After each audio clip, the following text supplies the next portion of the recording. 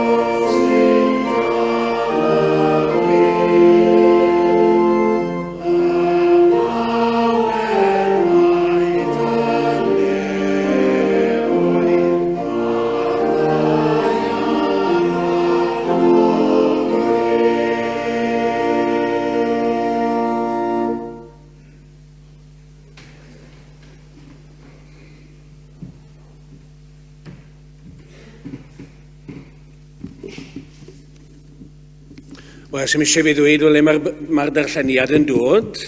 Mae Dylan wedi dweithio chi fyna hynny rhag ofn bod y llun ddim yn rhoi digon o amcan i chi. Wy'n darllen bore yma, nid byth y byddai braidd yn troi yn gyhoeddus felly at Bible.net, ond gan bod yma yn cynnig i hun i fi y bore yma, fe drown ni at y darlleniad o hwnnw. Dyma'r arglwydd yn dweud wrth Jonna, fab Amitai, dos i ddinas fawr Ninefe ar unwaith. Dwi eisiau i ti gyhoeddi barn ar y bobl yno, achos dwi wedi gweld yr holl bethau drwg maen nhw'n wneud. Ond dyma Jonna'n ffoi i'r cyfeiriad arall, i Sbaen. Roedd eisiau dianc oddi wrth yr arglwydd. Aeth I lawr I borthladd Jopa, a dod o hyd I long oedd ar fi'n hwylio I Tarshish yn Sbaen. Ar ôl talu am I docyn, as gyda nhw ar y cwch a hwylio I ffwrdd, mwyn dianc oddi wrth yr arglwydd. Ond dyma'r arglwydd yn gwneud I wynt cryf chysu ar y môr. Roedd y storm mor wyllt, nes bod y llong mewn perygl o gael I dryllio. Roedd criw y llong wedi dychryn am I bywydau. Dyma bob un yn gwyddi ar I ddew am help, a dyma nhw'n dechrau taflu cargo i'r môr, mwyn gwneud y llong yn ysgafnach. Ond roedd Jonna yn cysgu'n drwm trwy'r cwbl. Roedd wedi mynd lawr i'r hwl diorwedd I lawr, ac wedi syrthio I gysgu. Dyma'r capten yn dod ar ei draws a'i ddeffro. Beth wyt ti'n meddwl wyt ti'n neud yn cysgu yma? Cod a galw ar dy ddew. Falle bydd yn helpu ni yn cadw ni rhag boddi. Dyma grew y llong yn dod at ei gilydd a dweud, gadewch I ni ofyn i'r diwyedd ddangos I ni pwy sydd ar fai am y storm ofnadw yma. Felly dyma nhw'n taflu coelbren, a darganfod mai Jonna oedd e. A dyma nhw'n gofyn I Jonna, dwed, pam mae'r drychineg yma wedi digwydd? Beth ydy dy waith di? O ble wyt ti'n dod o bawlad? Pa genedl wyt ti'n perthyn iddi? A dyma Jonna'n ateb, Hebrewr ydw I. Dwi'n addoli'r arglwydd, Dew yn efoedd. Fe ydy'r Dew sydd wedi creu y môr a'r tir. Pan glywon nhw hyn, roedd y dynion wedi dychryn fwy fyll. Beth wyt ti'n ei wneud o'i le, medden nhw. Roedden nhw'n gwybod I fod e'n ceisio dianc oddi wrth yr arglwydd, am I fod wedi dweud hynny wrthi nhw'n gynharach. Roedd y storm yn mynd o ddrwg I wath, a dyma'r morwyr yn gofyn I Jonna, beth wnawn ni a ti? Os rhywbeth allwn ni wneud I dawelu'r storm yma. Dyma fe'n ateb, taflwch fi'r môr, a bydd y storm yn tawelu. Arna I mae'r bai eich bod chi yn y storm ofnadw yma. Yn lle gwneud hynny dyma'r morwyr yn ceisio'r hwyfo'n galed I gyrraedd y tir, ond methu neithon nhw. Roedd y storm yn dal I fynd o ddrwg I wath. Felly dyma nhw'n gweddio ar yr arglwydd. O arglwydd, paid a gadael I ni foddi o achos y dyn yma? Paid cosbi ni am wneud hyn iddo os ydy e'n ddieog? Ti sydd wedi achosi I hyn I gyd ddigwydd. Yna dyma nhw'n gafel yn Jonna I daflu i'r môr, a dyma'r storm yn tawelu. Roedd hyn wedi gwneud i'r morwyr ofni yr arglwydd go iawn, a dyma nhw'n addo ar lw y bydden nhw'n offrymu a berthau iddo. A dyma'r arglwydd yn anfon pysgodyn mawr I lincu Jonna. Roedd Jonna ymol y pysgodyn am 3 diwrnod a 3 noson. Fel I Dduw bod diolch am y darn yna o'r Beibl.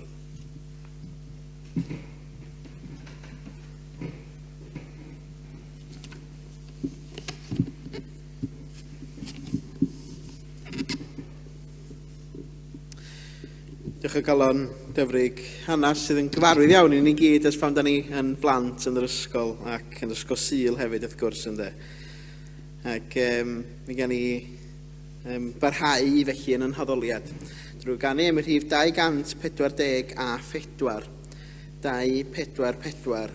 O na foedd ardal cyn bo hir o'r dwyrain i'r gorllewin dir, na byddor iachawdwriaeth yr yd yn llanw cyrrau'r rhain I gyd. Ac yn y blaen 240 a 4.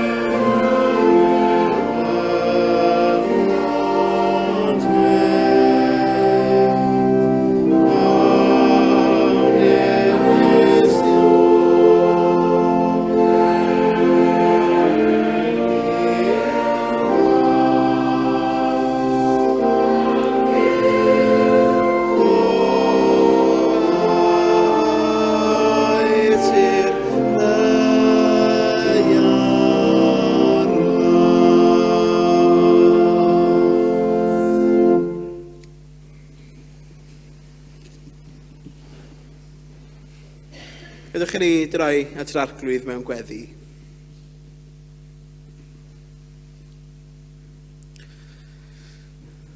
O ddiwyn tad neu fola sanctaidd plygwn ger dyfrondi yn wylaidd ac yn ostenedig i geisio darweiniad di. Iddo data ti mewn gweddi, mewn diolchgarwch, yn diolch i ti yn bod ni wedi gallu ymgynnull gyda'n gilydd yn dy di. Yn rhan o'r gymuned Gristnogol yma rydyn ni'n perthyn iddi hi. Yn diolch i ti am y gair rydyn ni newydd i ddarllen yn sôn am hanes Jona.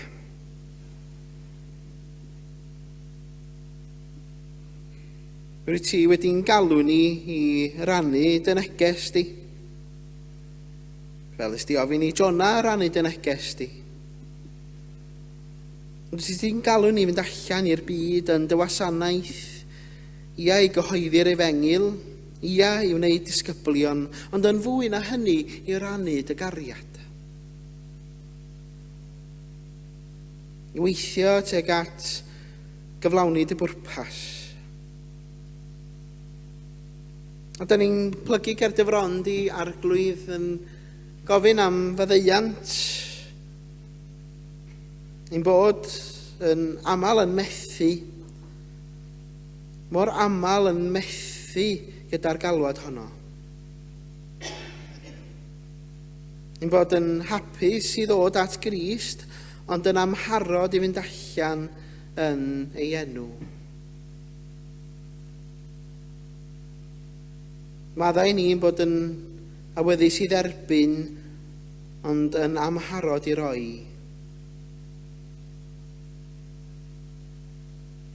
Yn aml yn troi ffydd yn rhywbeth ein mwyn ni'n hunan ac nid mwyn eraill. Da ni'n gyfarwydd arglwydd o'r stori o Jona'n rhedeg i ffwrdd.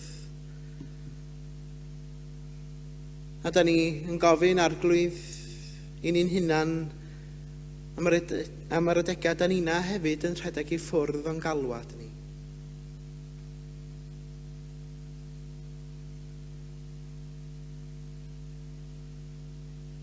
Mae'n siŵr o fod gallu meddwl am adegau lle da ni wedi troi'n cefna. Am yr adegau lle da ni wedi bod yn araf i weithredu.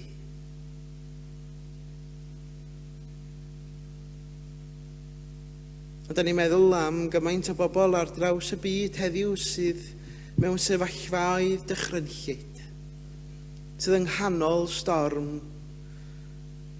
Am y bobl hynny sydd yn gwynebu caledu oherwydd tlodi, oherwydd newyn. Am y bobl hynny sydd yng nghanol rhyfal. Am y bobl hynny sydd yn cael eu herio a'i gwawdio oherwydd pwy ydyn nhw. Unai oherwydd eu lliw eu croi nhw, eu rhywedd nhw. Arglwydd. Maddau ni os ydyn ni'n troi'n cefna yn rhy aml. Ac fel yn stori Jona, da ni'n gyfarwydd arglwydd fod o wedi dod i gymodi. I aros am eiliad i feddwl am yr hyn y mae yn ei wneud. Cyn troi nôl. Oherwydd arglwydd, da ni'n gwybod trwy'r arglwydd Iesu Grist, mae o'n yn dilyn ni ar pob stormydd bywyd, yn cyd-gerdded gyda ni ym mhob amgylchiadau.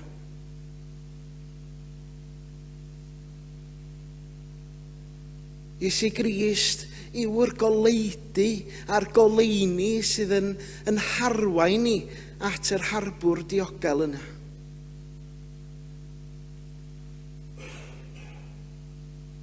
Ac o'n i yn cyfrifoldeb ni fel eglwys, fel unigolion, fel Cristnogion. Ydy yn bod yn ei arglwydd Yn tynnu pobl o'r storm ac yn arwain at yr harbwr diogel yna. Ac felly arglwydd llenwa ni gyda dewrder, brwdfrydedd a phwrpas, gweledigaeth ac ymroddiad newydd, i glywed dy lais, ac o adnabod dogoniant yn ymatab yn llawen i ti. Arglwydd rwy ti yn ein galw ni rwan. Ymdawelwn am ychydig eiliadau gyflwyno'n gweddiau personol i ti, rai sydd ar yn calona han meddyliau ni.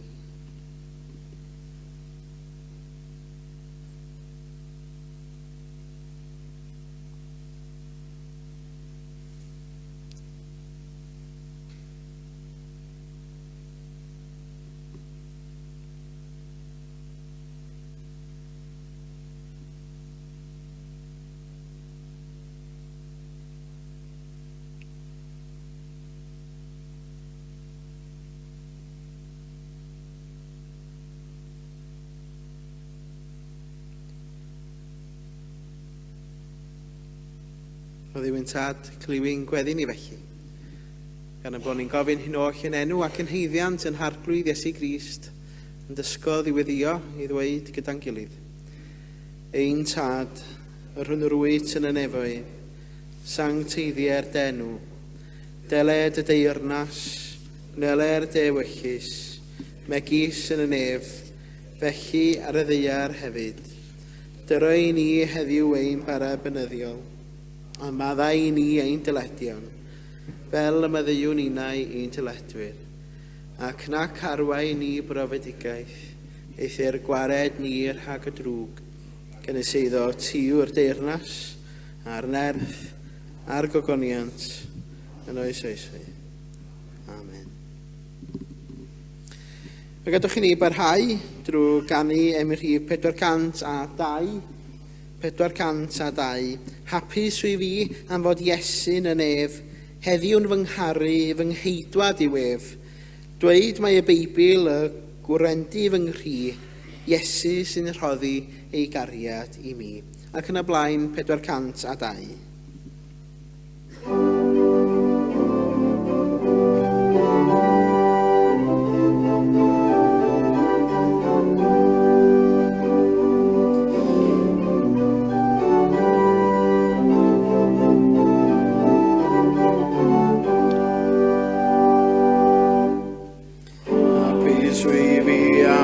Iesu'n yn ef, Iesu'n ngharu fy ngheidwad i wef. Dweud mae y Beibl y gwrendi fy nghri, Iesu sy'n rhoddi ei gariad i mi. Iesu sy'n rhoddi ei gariad i mi, cariad i mi.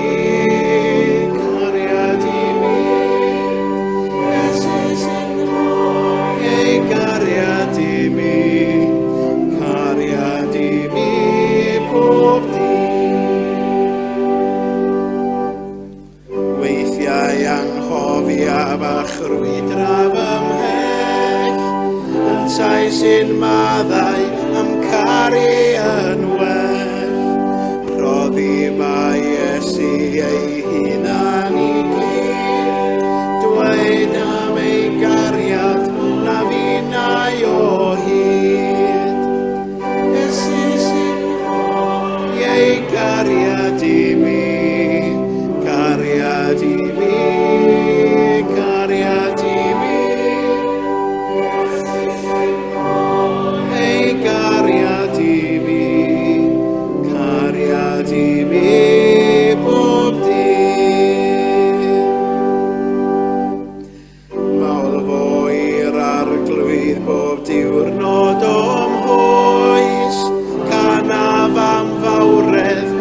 Gariad a'i groes, hapus wy'n mywyd a goniw fy nghri.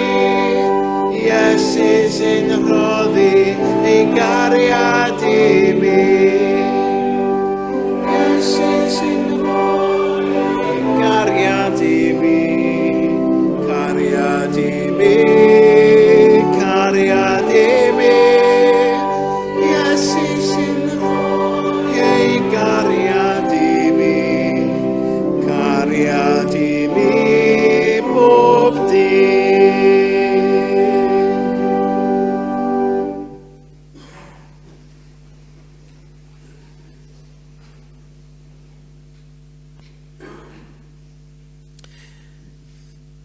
Ydych chi rioed wedi rhedeg i ffwrdd oedd rhywbeth oeddech chi ofni i wneud, neu ddim isio i wneud? Neu falle bod chi wedi mynd i guddio os ydy rhywun yn, neu os ydych chi'n ama bod rhywun yn mynd i holi rhywbeth i chi fysa chi ddim isio i wneud. Yn yr ysgol, wedi pan oedd hi'n dod i gyfnod addysg gorfforol, mi oedd y bechgyn wastad yn gorfod chwarae pêl-droed, bob tro. Ac o'n i wastad yn cael yn haflu mewn i'r gôl. Nid bo fi fel pêl, cofiwch, ond fel gôl geidwad. Ac mi fyswn ni yn cyfadda, fyswn ni'n cymryd rhyw detour bach wrth fynd i wersi addysg gorfforol i wneud yn siŵr bod nhw'n dewis y gôl geidwad cyn i fi gyrraedd. Ond wedi dweud hynny, mi o'n i yn dda yn y gôl. Fod y peli yn frwnt iawn yn dos tuag ata chi a chyddech chi'n brifo, mi o'n i'n gwneud yng ngwaith i'r tîm beth bynnag. Ond o'n i'n dyna ydy stori Jona mewn gwirionadd hefyd. Mi oedd o yn gallu siarad, mi oedd o'n gallu cyflwyno neges, ac roedd Duw wedi penderfynu Jona i fynd i Nineve, i ddeud wrth y bobl i droi oddi wrth i drygioni nhw. Ond roedd ganddo fo ofyn mynd i Nineve, achos bod o wedi clywed am ddrygioni'r bobl yno. Yn aml fe cyfeirir at Nineve yn y cyfnod yma fel y ddinas llwgwr weidlyd. Bydda carcharorion yn aml yn dioddaf ar teithiau poenus iawn, ac yn aml yn dod wyneb o wyneb â marwolaeth yn y ffordd fwyaf dychrynllus a poenus. Ac mae yna gofnod hyd heddiw o frenhinoedd a siraidd yn brolio'r creulondeb oedd yn Nineve. Mae'n siŵr bod yn bresennol yn y ddinas heb sôn am godi fyny a deud wrth y bobl am ei drygioni nhw, wedi achosi Jona i ddianc. I Sbaen, Costa Blanca, dwi'n yn gwybod.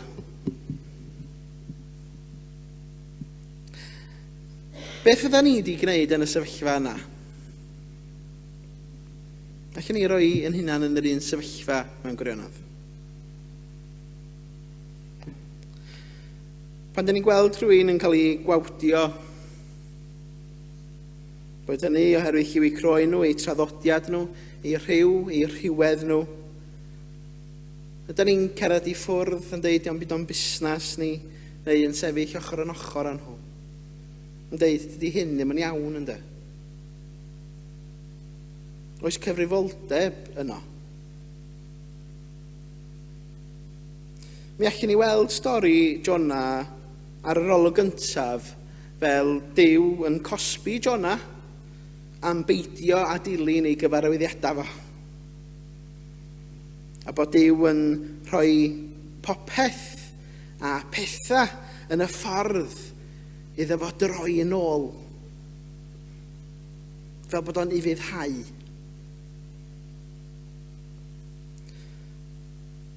Ond dwi wastad yn ystod yr wythnosau diwethaf dwi wedi edrych ar y storm eto, ac yn meddwl, wel, ydy'r storm yma tu fewn i pob un ohono ni hefyd ynde? Y pethau ddyla ni fod yn ei gwneud, yr hyn sydd yn iawn ac yn gywir i wneud, ond oherwydd fod y dasg yn anodd, rydyn ni'n dewis troi cefn. A mae hyn maes o law yn codi stormydd o fewn yn cydwybod ni'n hunan ynde. Dwi'n cofio pam o'n i draw yn ei Affrica ac yn Soweto. Ges i gyfnod hyfryd iawn yn Soweto. Ac dwi wedi sôn wrthych chi am yr informal settlement, y slums yma'n Soweto, o'r enw Heavenly Valley. Dyna oedd enw'r slym. Ac roedd yna deulu isio ymgartrefu yn yr slyms yma, wedi gorfod symud o le oedden nhw.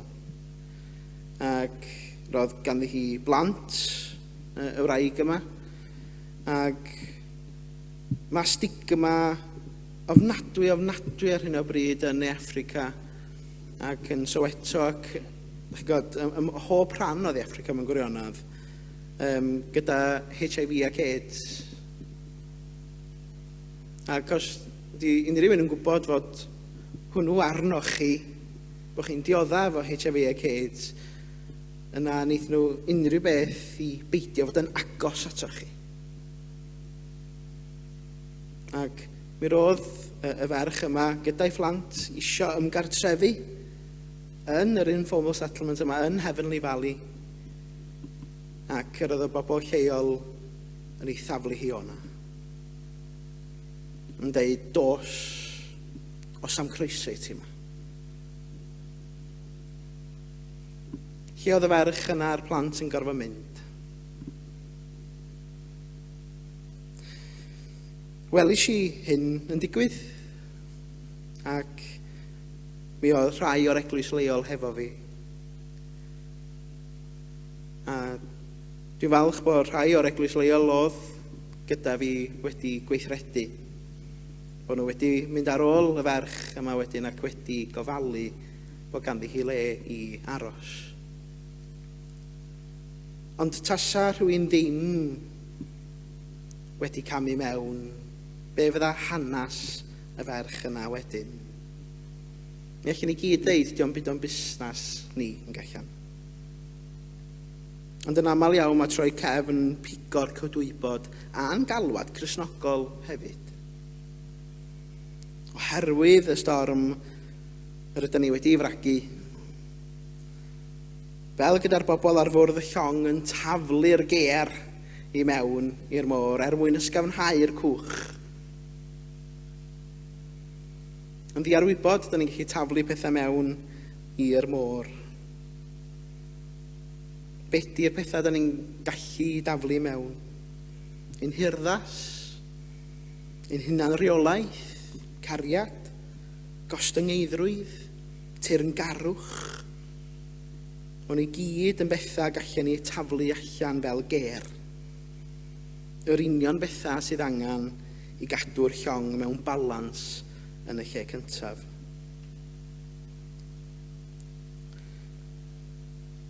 Ar Ffit Cymru, y das gyntaf i ni oedd adeiladu rafft. Dwi'n gwybod os chi'n cofio gweld ni'n adeiladu rafft ac yn gofyn mynd ar ôl y peli bob lliw yma ar llyn padarn. Oedd gen ni, ond 3 peth, oedd gen ni 4 baral, raff, a darna o bren. Ac oedd eich roi hein i gyd at ei gilydd mwyn creu rafft oedd o'n solet i ddal yn pwysa ni i gyd. So eich nhw wedi gwneud y rafft ar wythnos 8 yn bysa. Ond ar ei ben ei hunan, maen nhw'n arnofio, ond dos am balans. Mae'n eich mynd ati i glymu'r rhaff yn dyn, ac os ydy un ochr wedi ei chlymu yn bach yn wan, yna mae'n effeithio ar y gweddill yn dydy. Fel eglwys, mae'n bwysig bod yn rhaffa ni wedi ei chlymu'n dyn hefyd yn dydy. Bod cariad Crist, heddwch, gobaith a llawenydd yn gwlwm solet sydd yn fodd i ni godi pobl o'r storm at ddiogelwch.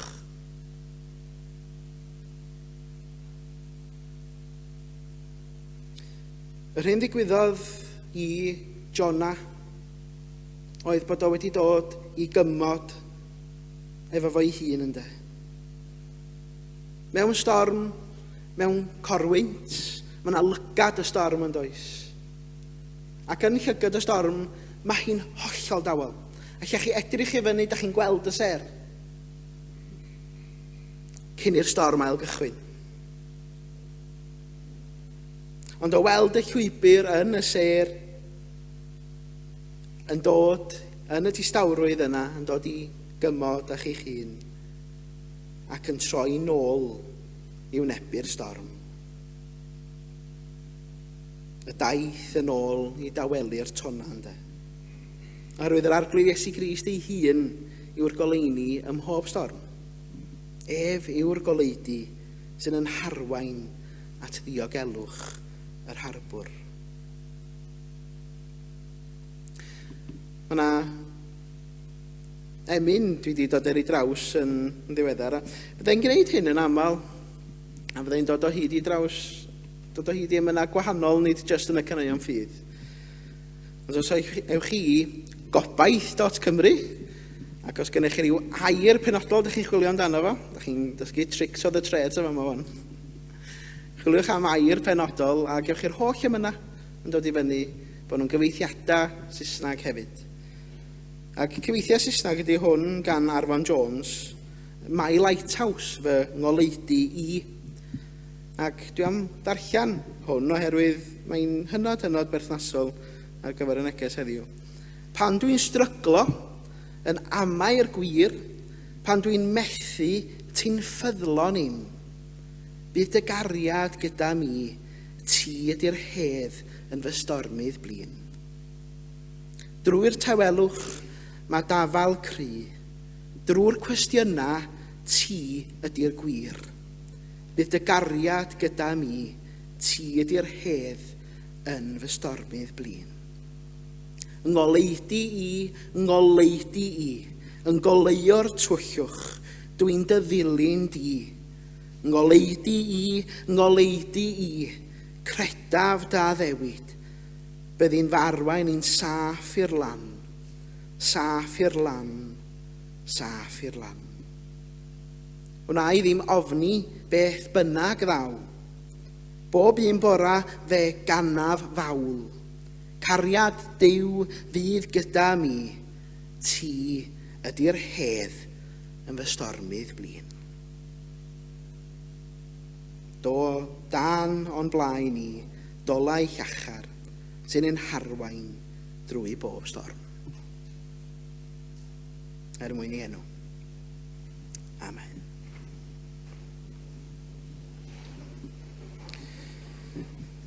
Gadwch i ni droi at emyn rhif 779. O fendigad, geidwad, cliw fy egwan gri, crea ddelw'r cariad yn fy enau di.